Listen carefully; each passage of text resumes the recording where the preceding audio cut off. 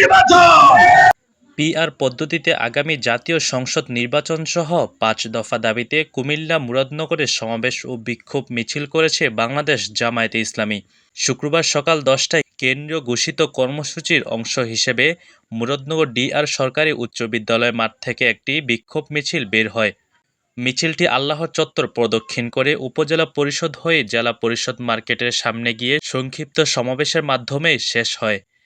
সমাবেশে জুলাই জাতীয় সনদের ভিত্তিতে আগামী নির্বাচন আয়োজন, নির্বাচনে সংসদের উভয় পক্ষে পিআর পদ্ধতি চালু করা, অবাধ ও সুষ্ঠু নির্বাচনের জন্য লেভেল প্লেইং ফিল্ড তৈরি নিশ্চিত, ফ্যাসিস্ট সরকারের গণহত্যা ও দুর্নীতির বিচারসহ ৫ দফা দাবি জানায় নেতাকর্মীরা। জুলাই সনদের ভিত্তিতে নির্বাচন চায়।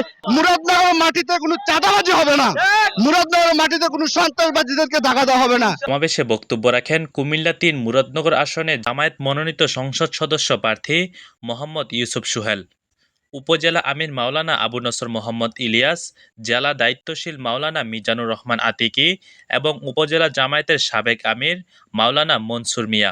আগে থেকে ১৯৭০ সালে আমরা নির্বাচন করেছি।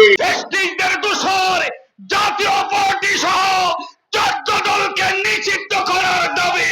যতদিন পর্যন্ত না দাবিগুলো আদায় হবে ততদিন পর্যন্ত জনতা ঘরে ফিরে যাবে না। এ সময় আরও উপস্থিত ছিলেন উপজেলা জামায়াতের সেক্রেটারি মাওলানা আমির হোসেন, সহকারী সেক্রেটারি মাহবুব আলম মুন্সি, ইসলামী ছাত্র শিবির মুরাদনগর দক্ষিণ শাখার সভাপতি আরিফ হোসেন সহ উপজেলার বিভিন্ন ইউনিয়ন ওয়ার্ড পর্যায়ের নেতৃবৃন্দ, কর্মী ও সাধারণ মানুষ।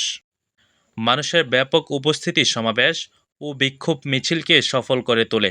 বক্তারা হুঁশিয়ারি দিয়ে বলেন, দাবি আদায় না হওয়া পর্যন্ত রাজপথে সংগ্রাম অব্যাহত থাকবে। এম আব্দুর রহিম, বিকল্প টাইমস, মুরাদনগর।